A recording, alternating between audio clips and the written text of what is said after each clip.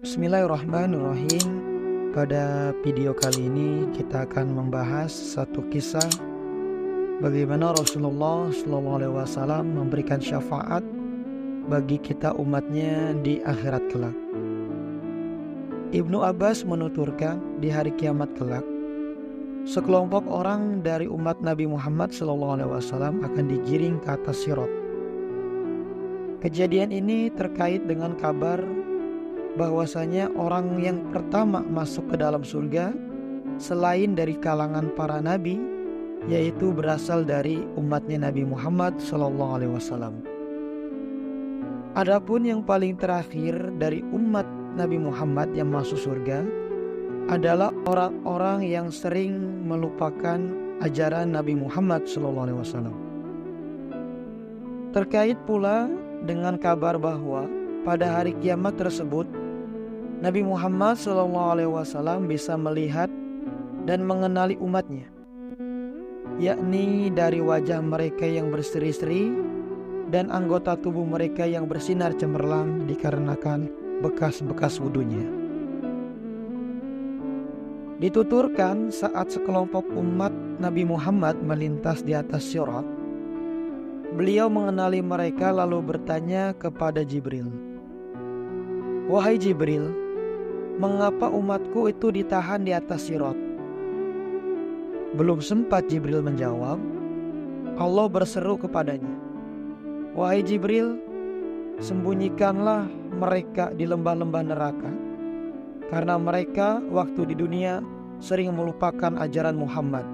Bahkan di dunia mereka sangat ingkar kepada ajarannya Muhammad. Sembunyikanlah mereka sampai Muhammad masuk ke dalam surga terlebih dahulu." Begitulah maka ketika Rasulullah menyaksikan peristiwa kiamat itu dan tak melihat lagi umatnya, beliau mengira semua umatnya sudah digiring ke dalam surga. Kemudian tatkala Nabi Muhammad SAW sudah berada di dalam surga, Allah berfirman kepada malaikat Zabaniyah, yaitu malaikat yang bertugas menyiksa orang-orang yang ingkar dan durhaka di dalam neraka. "Giringlah mereka," kata Allah, "dan serahkan kepada malaikat Malik." Ketika malaikat Malik melihat mereka, ia pun bertanya kepada mereka, "Wahai orang-orang yang celaka, kalian ini siapa dan dari umat mana kalian berasal? Aku kira sudah tidak ada seorang pun yang bakal dimasukkan ke dalam neraka lagi. Selain itu, setiap umat yang datang ke sini biasanya diikat tangannya, dibelenggu kakinya dengan rantai-rantai yang panas, diiringi oleh setan-setan dan diseret dengan posisi wajah menempel ke tanah, hingga wajah mereka menjadi lembab, penuh luka dan mata mereka membiru. Adapun kalian, aku tidak melihat kaki kalian dibelenggu, tangan kalian dirantai, wajah kalian menghitam dan mata kalian membiru. Kalian datang ke sini pun dengan berjalan kaki seperti biasa. Sebenarnya dari umat manakah kalian berasal?" tanya malaikat Malik. Mereka menjawab, "Janganlah tanya soal itu, wahai Malik. Sebenarnya kami sangat malu untuk memberitahumu. Kami ini adalah orang-orang yang pernah membaca Al-Quran, pernah berpuasa di bulan Ramadan, pernah naik haji, pernah berperang melawan orang kafir, pernah membayar zakat, dan juga pernah memuliakan anak yatim." Malaikat Malik pun bertanya, "Wahai orang-orang yang celaka, apakah Al-Quran tidak menjaga kalian dari berbagai kemaksiatan terhadap Allah agar tidak sampai terperosok ke tempat ini?" Mereka menjawab, "Wahai Malik, janganlah mencemooh kami seperti itu.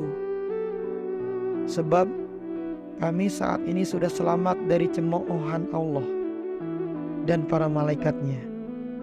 Ketika mereka terlibat dialog itu, tiba-tiba terdengar suara dari arah arsy. Wahai Malik, masukkan mereka ke pintu neraka yang paling atas.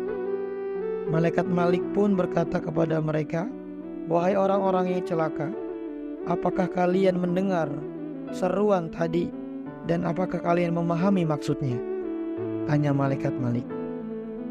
Mereka pun menjawab, iya, kami mendengar dan kami memahaminya wahai Malik. Tapi berilah kami waktu untuk beberapa saat meratapi diri kami ini, pinta mereka. Tidak mungkin hal itu kulakukan, jawab malaikat Malik. Namun tiba-tiba terdengar lagi seruan dari arah arsy.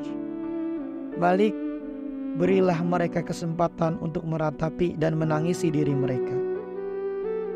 Lalu mereka pun berpencar menjadi beberapa kelompok. Para penghafal Quran menjadi satu kelompok, para haji menjadi satu kelompok, para pejuang menjadi satu kelompok, dan para perempuan dalam satu kelompok. Setelah itu mereka meratapi diri mereka masing-masing. Kata mereka, bagaimana kami bisa tahan dengan panasnya api neraka, sementara kami dulu tidak pernah kuat menahan panasnya sinar matahari? Bagaimana mungkin kami tahan mengenakan pakaian dari aspal, padahal kami dulu terbiasa mengenakan pakaian dari kain yang halus? Bagaimana mungkin kami bisa makan bara api neraka dan minum air yang amat panas, sedangkan di dunia dulu kami terbiasa menyantap makanan yang lezat dan minuman yang segar? Tatkala mereka meratap, tiba-tiba terdengar lagi suara dari arah arsy. Wahai Malik, sekarang masukkanlah mereka ke pintu neraka yang paling atas. Maka malaikat Malik pun menyeru ke mereka, wahai orang-orang yang celaka, apakah kalian mendengar seruan itu dan memahami maksudnya? Tanya malaikat Malik. Mereka pun menjawab, ya, kami dengar dan kami paham wahai Malik. Lalu malaikat Malik pun bertanya lagi, dari umat manakah kalian berasal? Janganlah engkau bertanya tentang itu wahai Malik, sesungguhnya kami malu untuk mengatakannya, jawab mereka. Maka malaikat Malik pun langsung menggiring mereka ke neraka. Ia menggiring dari rombongan yang paling depan hingga rombongan yang paling belakang. Mereka terus digiring sampai ke tepi neraka. Lalu mereka dijemput oleh para malaikat Zabaniyah atau malaikat penyiksa yang berperawakan garang, kasar, dan diciptakan tanpa hati, sehingga tidak pernah iba dan kasihan terhadap siapapun. Masing-masing orang itu akan dipegang oleh 1000 malaikat yang akan membawa mereka masuk ke dalam neraka. Di antara orang itu ada yang terbakar api neraka sampai tumitnya, dan ada juga yang sampai lututnya, ada juga yang sampai pusarnya, dan ada juga yang sampai dadanya. Namun ketika api neraka hendak membakar bagian hati dan wajahnya, tiba-tiba sebuah seruan terdengar dari atas arsy. Wahai Malik, cegahlah api neraka itu agar tidak membakar bagian hati dan wajah mereka, karena mereka telah sekian lama berikrar keimanannya terhadapku dengan lidah mereka itu dan mengenalku dengan hati mereka. Mereka juga telah sekian lama bersujud kepadaku dengan wajah mereka saat mereka masih hidup di dunia dulu. Begitu mendengar seruan itu, mereka serta-merta berteriak menyebut nama Nabi Muhammad SAW dengan penuh iba. Wahai Rasulullah, wahai Nabi Muhammad, wahai Abu Qasim, orang yang selalu berbuat baik terhadap kaum yang lemah, orang yang selalu berbuat baik kepada anak-anak yatim. Wahai orang yang paling mulia di hari kiamat, wahai pembebas semua umat, wahai pembuka gerbang-gerbang surga, wahai penutup pintu-pintu neraka dari umatmu, wahai pemberi syafaat, kami adalah umatmu yang paling lemah. Kami tidak tahan menghadapi panasnya api neraka. Maka sudilah engkau menolong kami dengan syafaatmu agar kami bisa masuk ke dalam surga. Lalu seseorang dari mereka meletakkan tangannya ke telinganya, layaknya seperti orang yang hendak mengumandangkan azan. Dan ia berseru dengan lantang, "Kami adalah umat Muhammad. Kami adalah umat Muhammad." Mendengar suara itu, malaikat Malik pun bergegas menuju ke surga dan memberitahukannya kepada Nabi Muhammad SAW.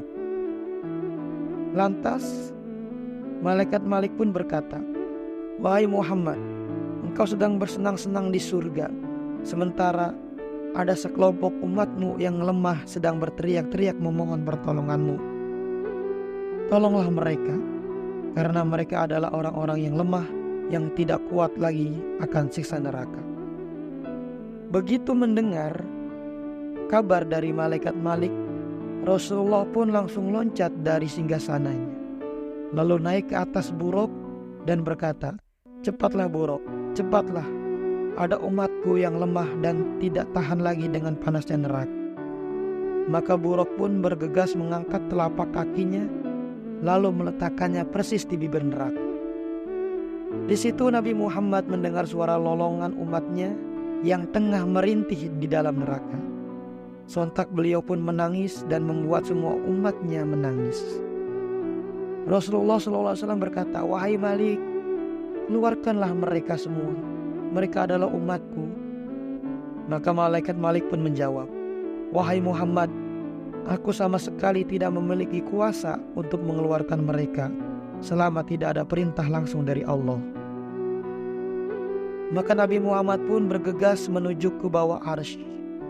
Lalu beliau turun dari punggung buruk dan langsung bersujud di depan arsy di hadapan Allah Subhanahu wa Ta'ala seraya bermunajat, "Wahai Tuhanku, seperti inikah kiranya janjimu untuk tidak membakar umatku di neraka?"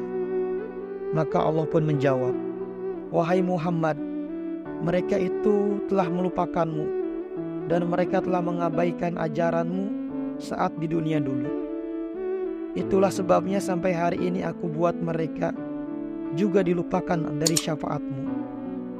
Maka berikanlah syafaatmu kepada mereka sekarang." Jawab Allah. Demikianlah akhirnya Allah mengizinkan Rasulullah memberikan syafaat kepada mereka. Maka beliau pun memberikan syafaat kepada mereka hingga mereka keluar dari neraka. Dan berkat syafaatnya itu, mereka semuanya digiring ke dalam surga, sementara orang-orang kafir semuanya tetap berada di dalam neraka. Dan pada saat itu, orang-orang kafir itu berkata, "Celakalah kami, seandainya saja dulu kami di dunia mengikuti ajaran Muhammad. Tentulah kami pada hari ini juga akan dikeluarkan dari neraka dan masuk ke dalam surga seperti mereka." Dari kisah ini kita dapat mengambil pelajaran begitu luar biasanya Rasulullah membela kita. Kita adalah umatnya yang lemah, yang kita sering membaca Quran, kita sering mendirikan sholat, yang kita sering beribadah, namun kita tidak luput dari dosa dan kemaksiatan. Seakan-akan kita melupakan perjuangan Rasulullah, seakan-akan kita melupakan ajaran Rasulullah. Maka dari itu para sahabat-sahabatku, marilah kita memohon kepada Allah Subhanahu wa Ta'ala atas segala dosa yang pernah kita lakukan, atas semua kemaksiatan yang pernah kita kerjakan. Mudah-mudahan Allah memberikan ampunannya kepada kita semua, hingga Allah tidak melupakan kita nanti di hari kiamat kelak. Amin ya Allah ya Rabbal Alamin. Wallahu a'lam bishawab.